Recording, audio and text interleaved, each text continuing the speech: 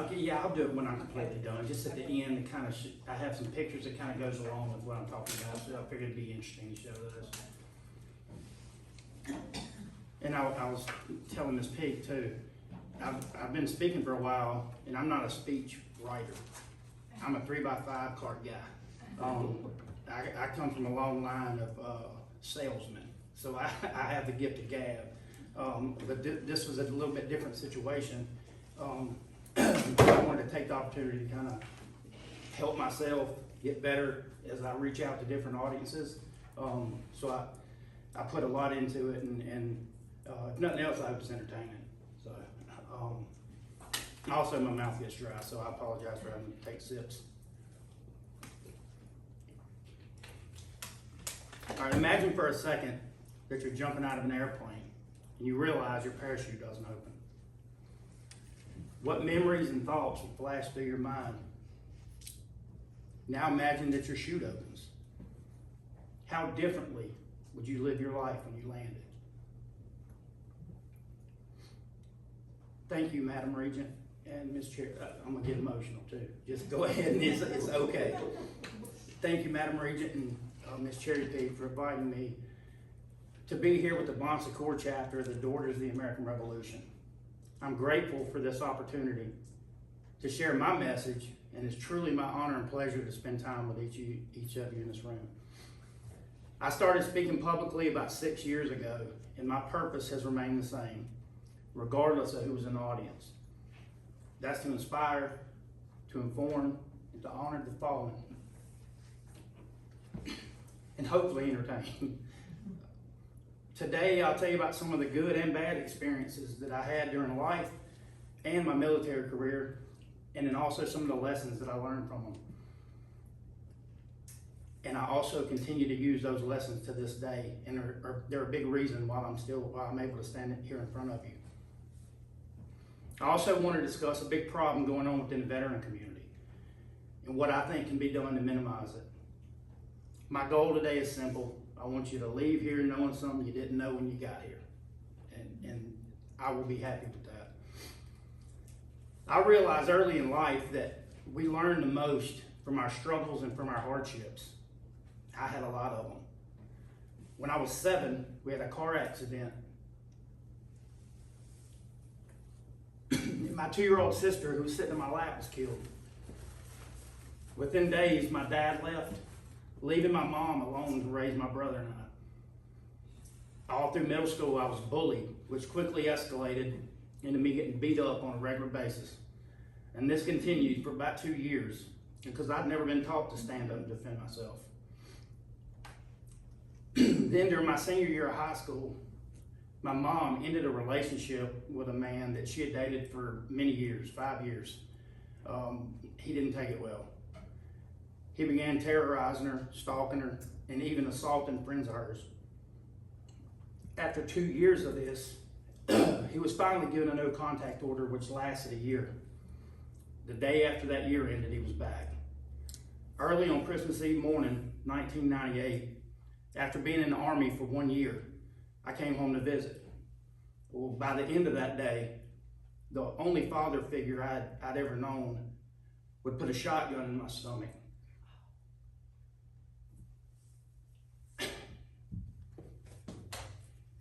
Sorry. And hold me at gunpoint for an hour, threatening to kill me to punish my mom. With the good Lord's help and a little bit of field expedient reverse psychology, I talked my way out of that situation and managed to get away from him. When he left, he went and broke into my mom's brand new home, started a fire under the Christmas tree, and burned the house to the ground, destroying nearly all the pictures we had left of my sister.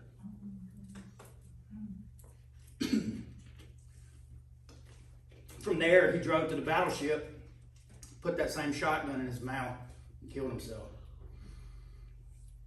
We ate our Christmas meal at Waffle House that year. As awful and traumatic as these events were to me, I do believe that going through them, and more importantly, learning from them, played a major role in how I would handle the horrors of war. So in many ways, my going through those horrible things led to lives being saved on the battlefield. I started my career in '98 as an infantryman with the 101st Airborne. Within 3.5 years, I had graduated the Special Operations Sniper Course, Army Ranger School, and deployed to Kosovo as a reconnaissance platoon team leader. I had some blocks that I wanted to check, and I checked them all, and I excelled while doing it. At the end of that first enlistment, I realized I wasn't ready to walk away. It was something that I really enjoyed doing. I'd accomplished a lot, but I also knew that very few of the skills I'd learned as an infantryman would translate to the civilian world. So I come up with a master plan, one of Lloyd's master plans. It was to re-enlist as a Special Operations Combat Medic. I knew that my past experiences and the fact that I'd already had a Ranger tab would set me apart from my peers and greatly increase my chances of being able to serve with the 75th Ranger Regiment, which was a dream of mine. But the timing, that's a big thing with me, timing. It works out sometimes and sometimes it don't. The timing of my well thought out plan proved to be haunting. Less than 24 hours after signing a contract to change my career field and become a medic, the whole world and everything in it changed. When American Airlines Flight 11 flew into the 80th floor of the North Tower in Lower Manhattan.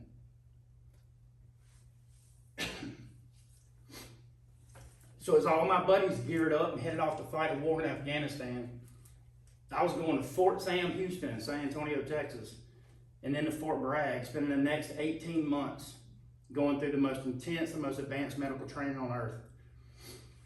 Fast forward a little bit, when I got done early '03, I was deployed to Kuwait to prepare for the Iraq invasion. When it kicked off, we fought our way to Baghdad, made our way north to Saddam's hometown of Tikrit.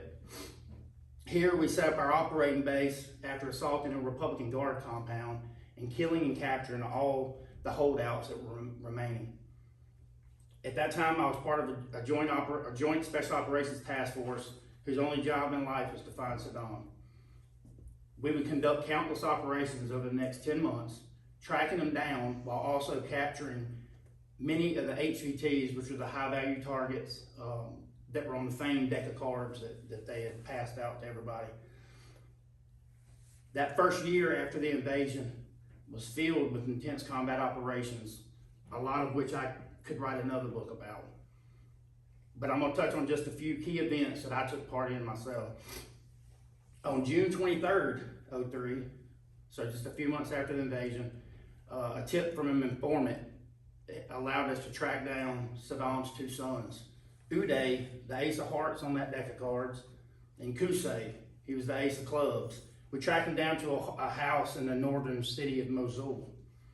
With assistance from troops from the 101st Airborne Division, both were killed during an intense 3-hour firefight with former Fedayeen soldiers that they had protected.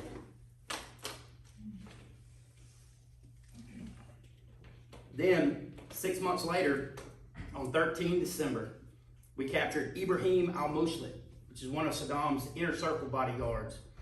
His interrogation produced actionable intelligence we used on December the 18th when our task force conducted Operation Red Dawn.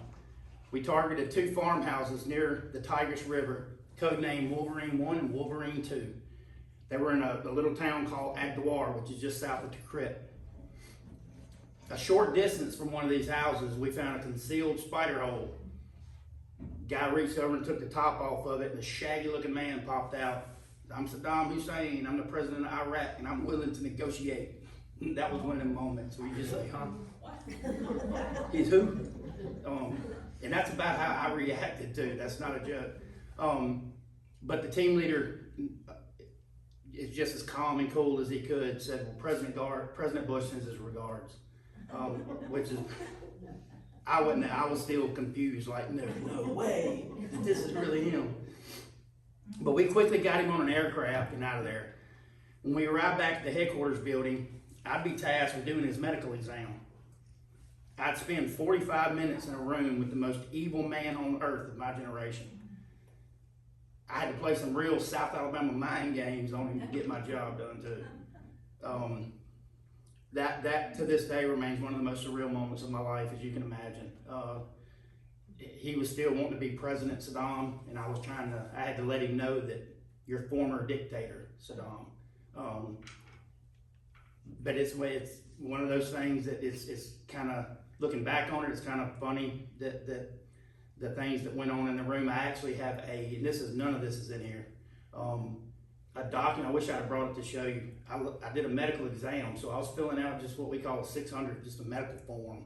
I knew this is maybe not right now, but eventually people's gonna know about this. This is a pretty important moment. And I also knew with the task force I was with, nobody'd ever know who I was unless I did something wrong. So I had a camera, a little digital camera going, recording the whole thing. And I'd end up taking a picture of him that's with him. That's pretty funny, and I'll show you that at the end. Now we're gonna fast forward to my next deployment. It was in Iraq in 05 to 06. I was now the senior medical non-commissioned officer for a reconnaissance squadron in the 101st Airborne. And because of my tactical experience, I was used in a dual role. And also, on top of being the medic, I also led a crew that conducted combat operations in East Baghdad. On June 21st, I exited the gate on a mission with 3 Humvees and 9 soldiers, heading south to a town called Jisr Diyala. We traveled less than 1 mile outside of the base when everything went black.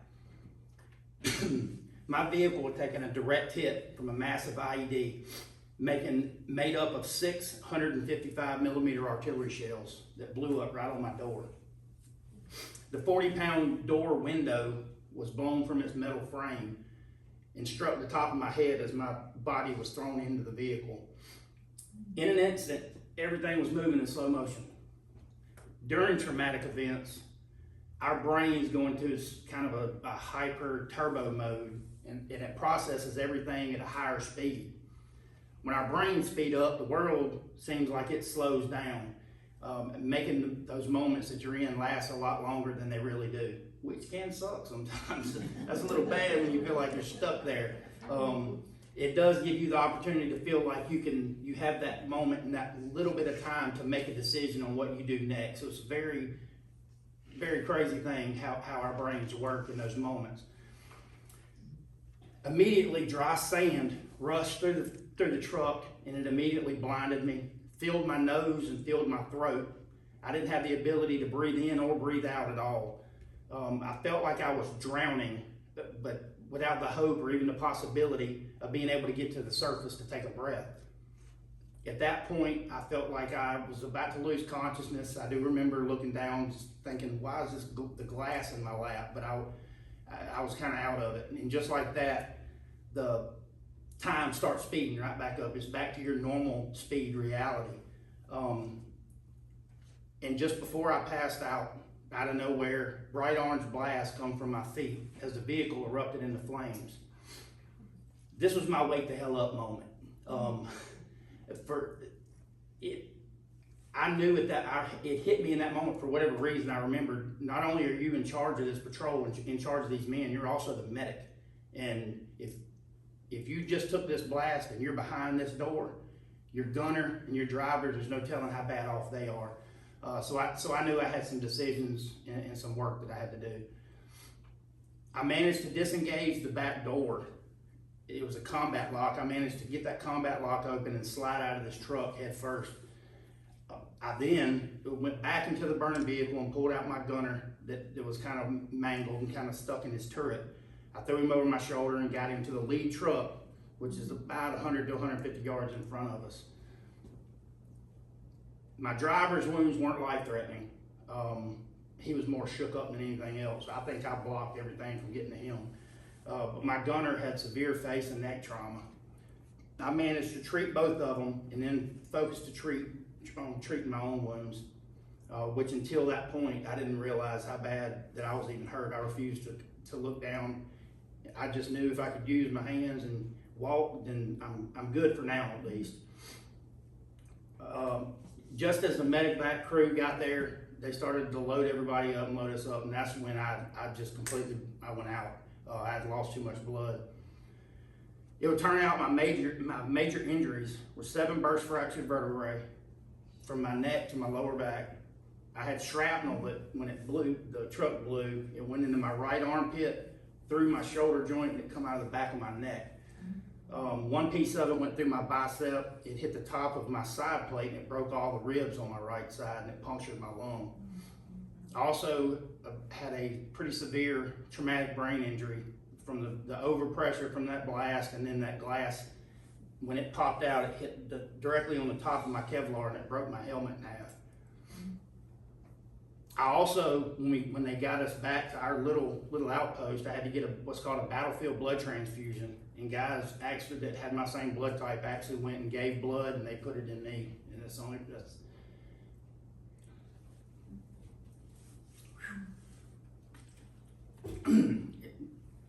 it's crazy what we can do these days. But I'm also, the fact that guys did that, it's still one of those things that's hard for. Ooh.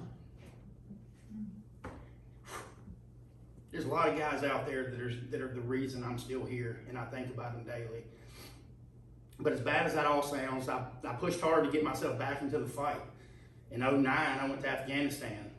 While I was there, it was 2009 to 10. I conducted over 800 medical evacuations, so air evacs is what we call them, helicopter medical evacuations, and treated over 1,000 U.S. and Afghan casualties. 10 months into this tour, I was wounded again when a suicide bomber hit our front gate with a car bomb. I was actually wounded reacting to that car bomb. They blew a secondary one. And I woke up, I think, 3 days later in Landstuhl, Germany. I was actually in Landstuhl, Germany for 6 weeks. Realized that most of what that blast did was re-injure everything that I'd injured before. And it put me in bad shape. And I would end up going to the Wounded Warrior Battalion and slowly medically retiring out of the military. This is when I faced medical retirement was one thing, and then when I actually transitioned out, this is where my serious struggle started. During my transition to civilian life, not only did I wrestle with the after effects of my military experience, but I also had to manage the culture shock of reintegrating to a little bit slower pace of civilian life, and also try to figure out what's my new role in this civilian life. This was as traumatizing as combat was for me, and it's something that I was not prepared for in any way. This led to an out of control downward spiral for me. I'd lived through so much and had lived a life trying to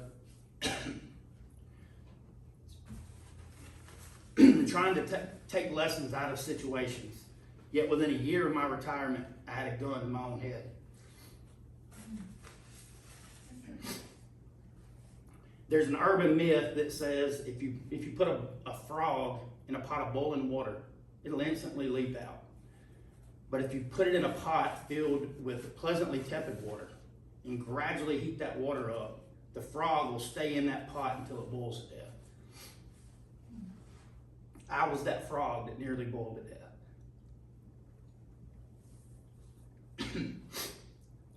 I had gotten good and conditioned and trained my brain to compartmentalize and disassociate. And I was a master at it. And I also trained hundreds of dudes to teach them how to do it. This gave me the ability to do things like work on my best friend, Kenny Jenkins, and tell him that he was fine. As he lay in the street after he had been shot in the head by a sniper, but I knew that when he closed his eyes, he was never going to open them again.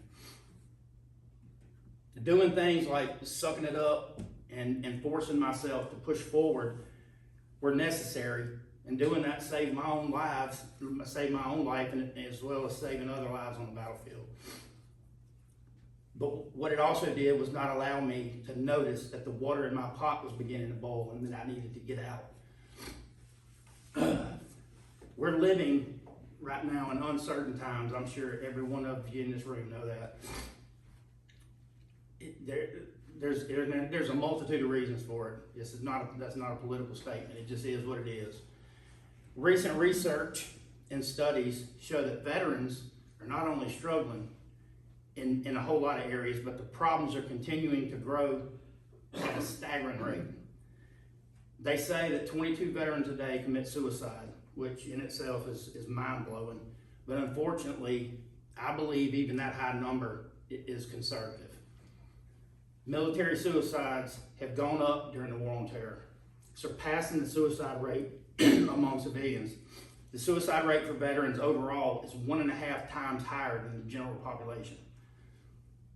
I did pull some numbers, and this is the first numbers I've ever seen that only show post 9/11 veterans and combat operational deaths. The number of post 9/11 service members killed in combat or killed in combat operations is 7,057. The number of suicides by post 9/11 veterans, 30,177, which is 4 times as many.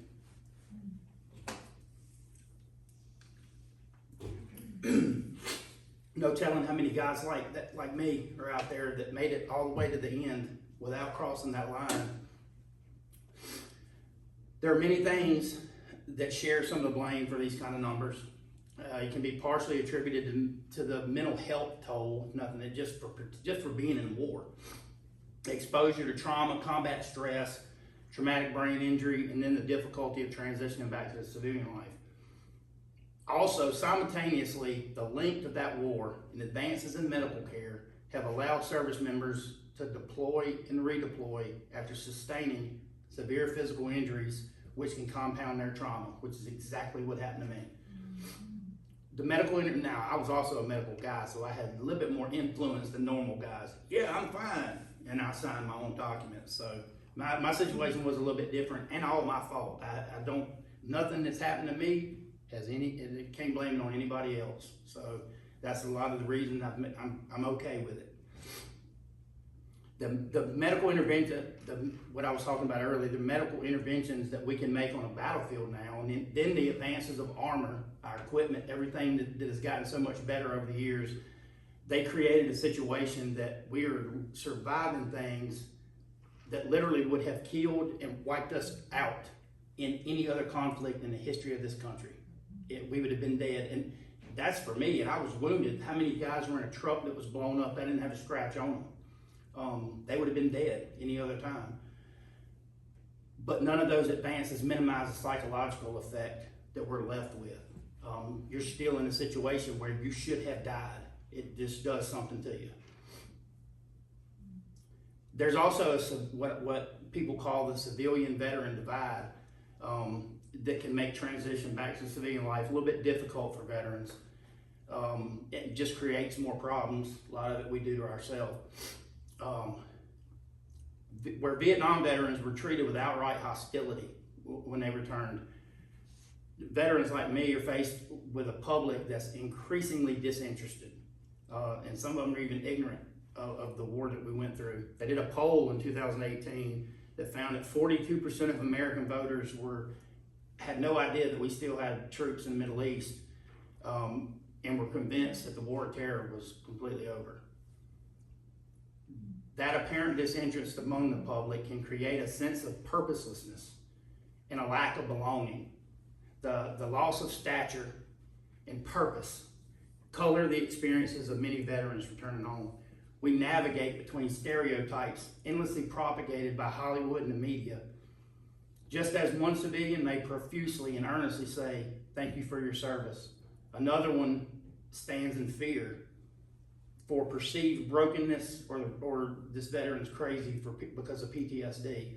Then you have the ones that they don't care either way. This can leave us to feel both set apart from society while also being a burden to society. This can trigger many problems for veterans and lead them down a dark path. It did it to me.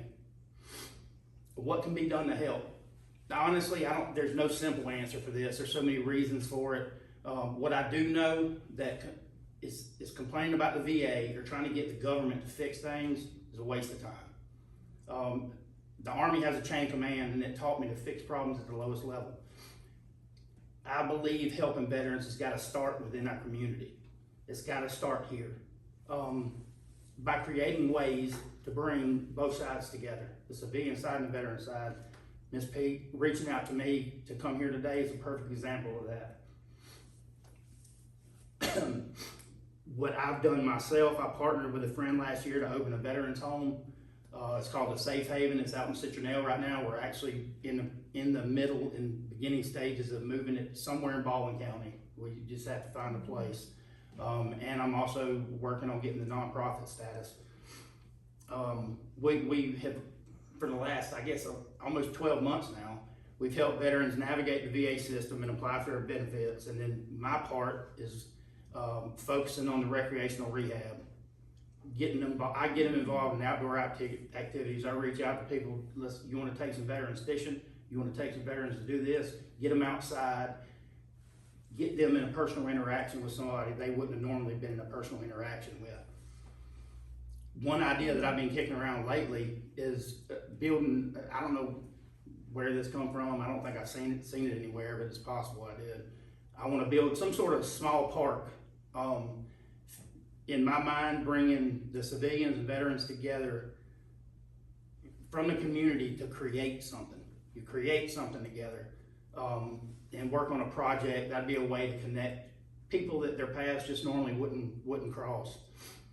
I do have a lot of ideas about that. I will leave everybody here a business card. If you have any ideas, feel free to let me know. As you talk about land and everything else that's involved. It's just it's got to start down here at this level, and I won't stop until something's done. I'm gonna go ahead and wrap it up. It don't take big ideas or starting nonprofits to force change and help people. The easiest thing a person can do to have a positive impact on somebody is to be kind. One word can change a person's life. That works in both good ways and bad ways. We never know that the things that people we interact, we never know what they're going through. A kind word you say to a stranger may be exactly what that person needed to hear to stop their descent and pull them out of a hole. But at the same time, an unkind word could be the force that pushes them off the cliff. Thank you for your time. I'm gonna wrap it up. I know it's been, where's the timer? It's been a while. I hope you enjoyed that. It was a little bit different than what I'm used to, but I appreciate you letting me stand up here and try something new. I hope you got some. I do have some pictures that are pretty cool.